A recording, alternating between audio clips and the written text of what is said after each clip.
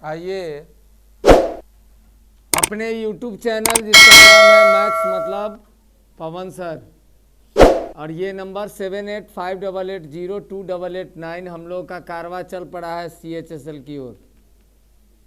CHSL की ओर चल पड़ा है, चूँकि CHSL का एग्जामिनेशन डेट निकल गया है, तो बच्चों का डिमांड था कि सर CHSL का जो प्रीवियस क्वेश्चन है, जो पूछे गए क्वेश्चन है, उसका थोड़ा सा सेट प्रैक्टिस करवा दीजिए। तो आइए कुछ कुछ सवालों को देखते हैं जिससे बनाने की आदत आप में डेवलप भी होगी और सभी गणित के पहलुओं को हम लोग छुएंगे भी। जैसा कि पहला सवाल आपको चित्र से ही लग रहा होगा कि यह सवाल ज्योमेट्री का है। ABCD एक चक्रीय चतुर्भुज है। अब पहला शब्द है यहाँ चक्रीय, इसको साइक्लिक क्वाड्रिलेटरल बोलते हैं। किसी भी वृत्त में अगर कोई चतुर्भुज बना हुआ है जिसका शीर्ष वृत्त पर है, यह साइक्लिक क्वाड्रिलेटरल हो गया। जिसका शीर्ष वृत्त पर है यह साइक्लिक क्वाड्रिलेटरल चक्रीय चतुर्भुज हो गया। या दूसरे दृष्टिकोण से ऐसा बोल सकते हैं कि वैसा चतुर्भुज जिसके शीर्षों से होकर वृत्त खींचा जा सके तो वह चतुर्भुज चक्रीय चतुर्भुज हो जाता है। चक्रीय चतुर्भुज में सम्मुख कोणों का योग 180 डिग्री होता है। मतलब इसको जोड़ दो तो 180 डिग्री होगा, वैसे ही इसको जोड़ दो तो यह भी 180 डिग्री होगा। ये चक्रीय चतुर्भुज का कुछ गुण है। और भी चक्रीय चतुर्भुज के सवाल हम लोग लेंगे तो धीरे धीरे चक्रीय चतुर्भुज के सभी सवाल बनने लगेंगे। ABCD एक चक्रीय चतुर्भुज है। देखिए ABCD एक चक्रीय चतुर्भुज है। क्यों? क्योंकि A शीर्ष BCD वृत्त पर है, जिसकी भुजाएं AD और BC बढ़कर P पर मिलती है। AB, AD और BC को बढ़ाए तो P पर मिल गया, और AB DC को बढ़ाए तो Q पर मिल गया। यह कोण दिया 62 डिग्री, यह कोण दिया 74 डिग्री, और फिर पूछा कि इस कोण और इस कोण के बीच का अंतर बताइए। मतलब what is the difference between angle P and angle Q। तो सबसे पहले आप बीच ऊंच का लाइन मत देखिए, आप देखिए ABP एक ट्रायंगल है और ट्रायंगल के तीनों कोनों का योग 180 डिग्री होता है। इसके आधार पर आप P का मान निकाल लीजिएगा। मतलब त्रिभुज APB में एंगल A बराबर 62, एंगल B बराबर 74, तो एंगल P का मान निकल जाएगा। 180 में से ये दोनों को जोड़ के घटाएंगे, 4 आ 2 6, 7 6 13, 136, तो इसका मान हो जाएगा 44 डिग्री। तो पहला मान आपने प्राप्त कर लिया 44 डिग्री। लेकिन अभी तक आपका काम पूरा नहीं हुआ है, अभी तक काम बचा हुआ है, क्योंकि Q का मान निकालिएगा तभी तो P और Q के बीच का अंतर लिखिएगा। तो अभी केवल हम P का मान निकालें। अब अगर त्रिभुज ADQ लें और यहाँ वाला मान अगर मालूम हो जाए तो तुरंत निकल जाएगा। तो अभी आप देखे हो कि इसका जोड़ 180 डिग्री होना चाहिए, इसका जोड़ 180 डिग्री होना चाहिए। सम्मुख कोण, चक्रीय चतुर्भुज के सम्मुख कोणों का जोड़ 180 डिग्री होना चाहिए। तो यह आपका हो जाएगा 106 डिग्री। चक्रीय चतुर्भुज के गुण से यह कोण आप निकाल लिए, क्योंकि इसका जोड़ 180 डिग्री होगा, अभी बताए हैं। तो 74 डिग्री है तो ये 106 डिग्री होगा, तभी तो जोड़ेंगे तो 180 पुरेगा। अब आ जाइए आप त्रिभुज ADQ में। AD और Q का जोड़ 180 डिग्री होगा, जिसमें A आपको 62 डिग्री, D आपको 106 डिग्री, क्यू आपको निकालना है। तो क्यू क्या करेंगे, 180 डिग्री में से ही दोनों को जोड़ के घटाएंगे। तो 162 6 168 घटाएंगे तो कितना डिग्री हो जाएगा, 12 डिग्री। तो अब हमको इसका मान भी आ गया 12 डिग्री, राइट।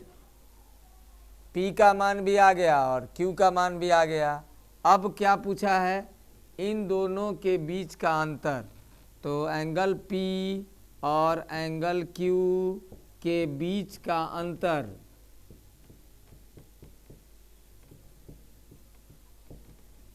चवालीस में से 12 घटा लेंगे, 4 में से 2 गया 2, 3 में से 4 में से 1 गया 3, 32 डिग्री। ये आपका राइट आंसर हो गया। देखो, यह ज्योमेट्री का एक सवाल था और कितनी आसानी से बन गया। इसमें एक गुण केवल आपको हम समझाए कि चक्रीय चतुर्भुज में सम्मुख कोणों का जोड़ 180 डिग्री होता है। बस जैसे यह जाने उसके बाद तो ये आपके लिए एकदम आसान हो गया। कैसे, जैसे यह ट्रायंगल पूरा हम लिए तो 62 74, तो ये 44 मालूम हो गया। इस 74 से चक्रीय चतुर्भुज के गुण से इसका मान आ गया 106। तो 106 और 62 जोड़ेंगे तो 168। 168 में क्या जोड़ेंगे कि 180 होगा, तो 12 डिग्री। दोनों मान फटाक से आया और बीच का अंतर हम लिख दिए 44 डिग्री माइनस 12 मतलब 32 डिग्री। और इतना जो हम लिख रहे हैं या समझा रहे हैं आपको सिखाने के लिए, और अगर बनाना हो तो इसी को, जैसे इतना लिखने के बाद, अब तो वीडियो आप देख लिए हैं, इतना लिखने के बाद अब हम एग्ज़ाम में गए, एग्ज़ाम में ये सवाल आया, तो अब हम इसी को इतना जल्दी बना लेंगे अगर जान रहे हैं तो। 62 74 जोड़ो, 4 आ 2 6, 7 6 13 136। 180 में से 36 घटाएंगे तो P का मान आ गया 44। इसमें क्या जोड़ेंगे तो 106, 106 और 62 168। 168 में क्या जोड़ेंगे तो 12 डिग्री। 44 में 12 घटाएंगे 32 डिग्री। ऑप्शन क्लिक करेंगे, फ्री हो गए। तो आते हैं अगले सवाल में। ये CHSL का सेट है, देखते रहिए, समझते रहिए, और कैसे कैसे सवाल आपसे परीक्षा में पूछेंगे। चूँकि सेट ही बता रहे हैं तो हर सवाल डिफरेंट होगा। तो सीखना है, समझना है और देखते रहना है अपना YouTube चैनल जिसका नाम है मैथ्स मतलब पवन सर। आते हैं अगले सवाल में। अगला सवाल भी CHSL के सेट से है, एक ही पाली में है, अपडेट याद नहीं है। त्रिभुज ABC एक ऐसा त्रिभुज है जिसका कोण B अधिक कोण है, ऑब्ट्यूज है। मतलब एक त्रिभुज है जिसका कोण B क्या है, अधिक कोण है, 90 डिग्री से बड़ा है। ये 90 डिग्री से बड़ा है, मिला देंगे, ABC त्रिभुज हो गया। CB को अगर BC को कहे कि D तक बढ़ाया गया है तो ऐसे बढ़ाएंगे, और CB को D तक बढ़ाया गया है तो CB को D तक बढ़ाते इधर की तरफ बढ़ेगा, D तक बढ़ाया गया है। और AD CB पर लंब है, यहाँ से एक AD खींच लीजिए जो यहाँ पर लंब है, मतलब 90 डिग्री है। यदि AB बराबर 8 सेंटीमीटर, ये दिया है 8, BC ये दिया है 7, BD ई वाला दिया है 4, तो AC का मान निकालना है, AC का ये वाला। तो आप इस सवाल को देख के समकोण त्रिभुज को ध्यान दीजिए। इस दोनों लाइन से आप इसका मान निकाल लीजिए और फिर बीच वाला लाइन भूल जाइए, फिर समकोण त्रिभुज पकड़िए जिसमें नीचे वाला 11 समझिएगा, ई वाला मान से ये वाला निकल जाएगा। तो आइए सबसे पहले आप 8, AB 8 दिया है, BC 7 दिया है, तो पहले AD का मान निकालिए। AD का मान हो जाएगा इस समकोण त्रिभुज में ADB में, समकोण त्रिभुज समकोण त्रिभुज ए डी बी में डी 90 डिग्री है तो ए डी का मान निकल जाएगा 8 का स्क्वायर माइनस 4 का स्क्वायर। 64 में से 16 गया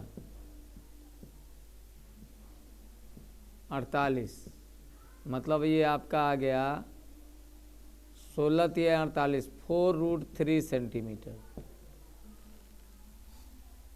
4√3 हमको लगता है ये 5 देना चाहिए, 5 4 3 हो जाता है। अच्छा खैर 4√3 सेंटीमीटर, तो ये आपका आ गया 4√3 सेंटीमीटर। अब फिर नाउ समकोण त्रिभुज ए डी सी में,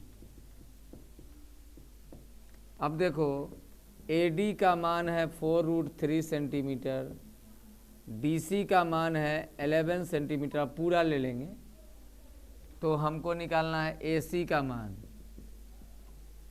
11 का स्क्वायर प्लस 4√3 का स्क्वायर, 121 प्लस 16 या 48, इसको जोड़ लेंगे 169 बराबर 13 सेंटीमीटर, और ये आपका ऑप्शन नंबर डी सही हो गया।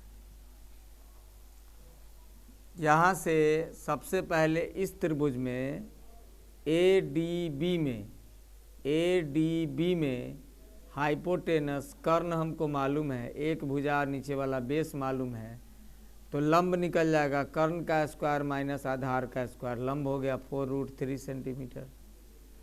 अब जैसे ये मालूम हो गया तो इसको अब भूल जाइए कि बीच में कोई लाइन है। तो समकोण त्रिभुज में एक भुजा 4√3 सेंटीमीटर यहाँ हो गया, नीचे वाला टोटल 11 सेंटीमीटर हो गया, तो 11 और 4√3 से आपका AC का मान निकल गया √169 बराबर 13 सेंटीमीटर, और ये आपका राइट ऑप्शन हो गया, ऑप्शन डी।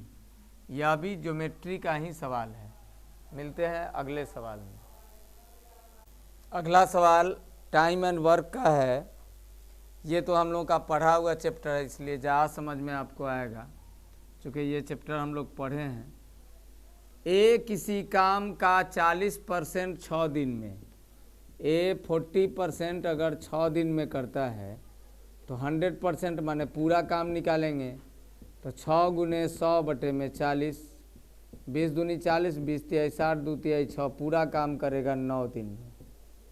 ए पूरा काम 9 दिन में। बी का पढ़ते हैं। बी 30% 3 दिन में, 30% अगर 3 दिन में तो 100% कितना दिन में? 10 दिन में। देखो 30 के बदला 3, एगो जीरो हटा है तो 100 के बदला 10 लिख देंगे, नहीं तो 3 गुने 100 बटा में 30 लिख दो, 10 दिन हो गया। अब आपके पास समय आ गया। ए किसी काम को 9 दिन में, बी उसी काम को 10 दिन में। आओ काम का पता लगाएं, तो स्पीड तो वर्क हो गया 90। अब यहाँ स्पीड आ जाएगा 10 9। अब दोनों एक साथ 2 दिन काम किया और बी काम छोड़ दिया। पहले दोनों को 2 दिन काम करवाओ, तो दोनों 19 के स्पीड से 2 दिन काम करेगा तो 38 काम ख़त्म हो गया, तो 38 2 40, 52 काम बच गया, छोड़ दिया। शेष काम को ए ने पूरा किया, बी छोड़ दिया, शेष काम को ए पूरा किया, तो 52 काम को अब ए करेगा। तो 52 काम को 10 के स्पीड से करवाएंगे, तो 2 से ही कट जाएगा 26, 2 से ही कट जाएगा 5 बार। पूर्णांक में तोड़ेंगे तो 5.1/5 दिन इधर आ गया। और हमको क्या पूछा है? पूरा काम कुल कितने दिन में हुआ? तो 2 दिन पहले हुआ था, अब बाद में इतना दिन हुआ, तो टोटल टाइम 2 + 5.1/5 7.1/5 दिन, और ये आपका राइट आंसर हो गया। मतलब पूरा काम कितने दिन में हुआ था? तो 7 होल 1/5 डेज में। ए किसी काम का 40% 6 दिन में, 40% अगर 6 दिन में करेगा तो 100% 6 गुने 100 बटे में 40, 20 दूनी 40, सॉरी 20 पचे 100 होगा, ये 15 दिन होगा, इसीलिए इसका ऑप्शन नहीं मिल रहा है। तो ए 15 दिन में, बी 10 दिन में,